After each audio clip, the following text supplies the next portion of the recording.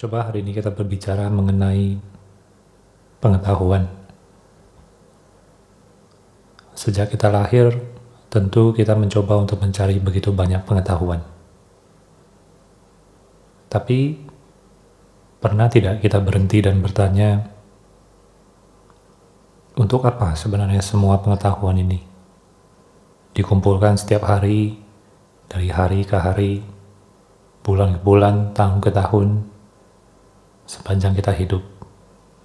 Baik dari orang lain, ataupun dari hasil dari yang kita amati, belajar di sekolah, mungkin kuliah, melanjutkan ke jenjang yang lebih tinggi lagi dan lebih tinggi lagi, ataupun semua pengetahuan yang kita dapatkan dari hasil bekerja.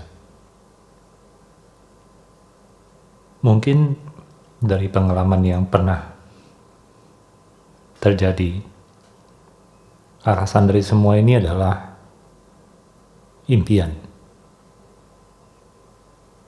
Seringkali dikatakan bahwa dengan mengetahui sesuatu atau dengan kata lain menguasai sesuatu, kita akan mendapatkan sesuatu pula. Misalnya prestasi, atau mungkin pendapatan yang lebih baik, atau hal-hal yang lebih tersembunyi seperti dihargai, dihormati, dipuja, dielulukan, atau malah mungkin disembah. Hal-hal positif ini tentu adalah bagian dari kehidupan dan bukan sesuatu yang dengan begitu mudah saja dielakkan. Sekalipun kalau kita tidak percaya dengan hal-hal tersebut. Sekalipun kalau hal-hal tersebut terlihat tidak penting bagi kita. Tetap saja segala hal-hal tersebut akan berputar dan terjadi di sekitar kehidupan. Di sini saya tidak mencoba untuk mengatakan bahwa mendapatkan kehidupan yang lebih baik, dihormati, disegani, atau mungkin dipuja, itu adalah hal-hal yang sepenuhnya tidak penting. Tapi di sini saya hanya mencoba untuk mengajak kita semua untuk mungkin dapat merenungkan apa benar semua hal yang telah dipaparkan tersebut membawa sebuah kehidupan yang lebih baik? Apa benar semua hal tersebut membuat kita lebih mengerti? Atau malah sebenarnya kita semakin bingung? Dan sebenarnya kita tidak tahu lagi kenapa kita berada di sini dan untuk apa.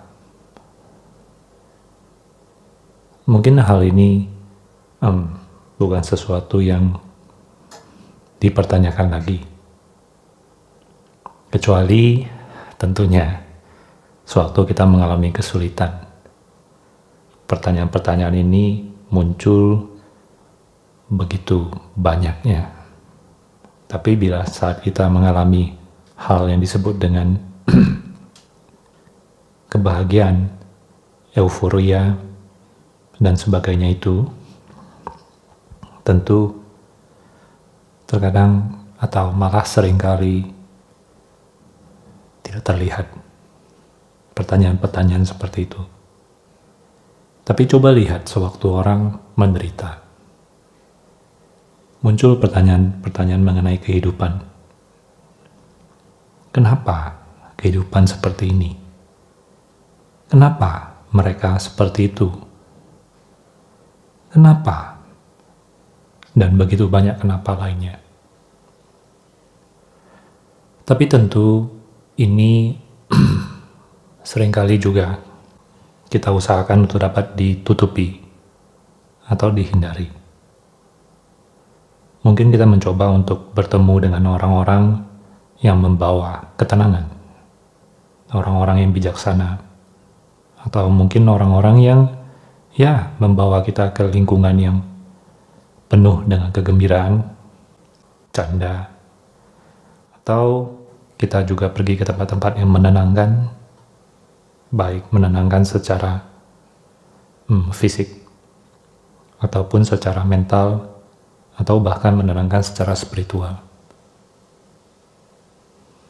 Ya, kita akan mencoba mencari bagaimana sebenarnya cara yang paling efektif untuk menaklukkan mungkin penderitaan yang dirasakan pada saat itu. Menaklukkan. Bukankah menaklukkan itu sebuah kata yang sangat dikagumi?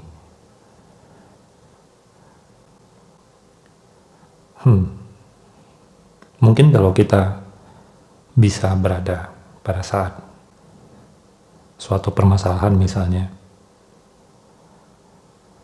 dan kita tidak mencoba untuk lari dari rasa itu, dan tidak terlalu terlena dengan pengetahuan-pengetahuan yang telah kita miliki, baik itu buruk atau jelek, atau apalah penilaian yang kita berikan pada pengetahuan-pengetahuan yang telah ada. Tetapi kita hanya, dalam tanda kutip, duduk atau berdiri atau berbaring, dan kita tidak melakukan apa-apa. Tidak mencoba untuk mengatasi, tidak mencoba untuk melarikan diri. Karena sebenarnya pada saat itu, bila ada sebuah kejujuran, atau mungkin bahasa yang lebih tinggi lagi, pemahaman, maka sebenarnya kita tahu tidak ada yang bisa dilakukan. Itulah keadaan pada saat itu, menderita.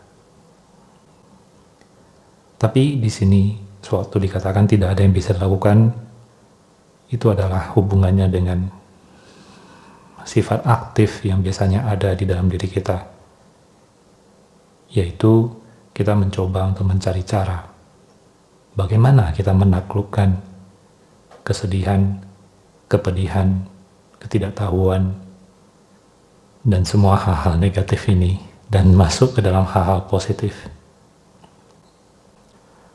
Oh, mungkin saya kurang berbuat kebaikan, atau mungkin saya harus membantu orang lain, atau mungkin saya harus mengorbankan sesuatu dari diri ini, mengorbankan waktu, mengorbankan materi, tenaga, dan sebagainya.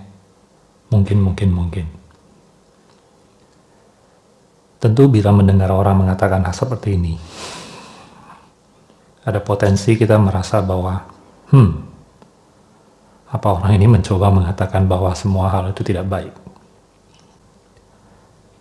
Sekali lagi akan saya ulangi bahwa pernyataan-pernyataan ini bukan untuk menentukan mana yang baik dan mana tidak baik.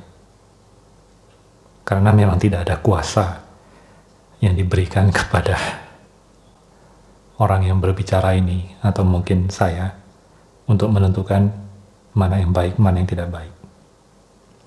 Tapi saya hanya ingin mengatakan bagaimana kalau pada saat seperti itu kita diam. Kita tahu itulah keadaan pada saat itu. Kita menderita, sedih, putus asa, dan sebagainya. Dan pada saat itu tidak ada kesombongan untuk mencoba mencari tahu lebih. Tetapi kita seperti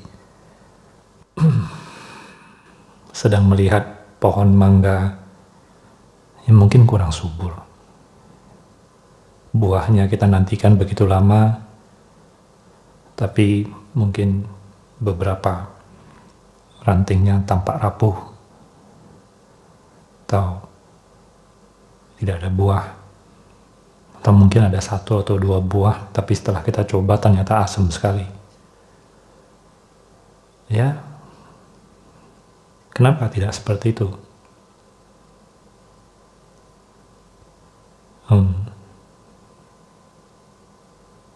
Saat ini, sewaktu ada suara yang mengatakan, kenapa tidak coba seperti ini? Tentu ada pengetahuan-pengetahuan yang muncul.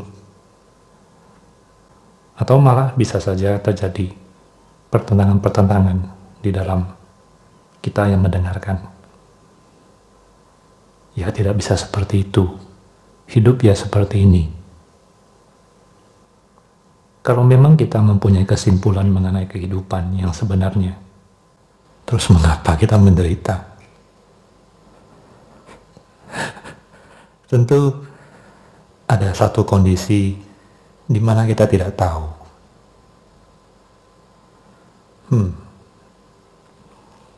Ya, itulah pertanyaannya. Kenapa tidak? Pada saat kita tidak memahami, kenapa kita tidak diam dan mengamati? Terima kasih.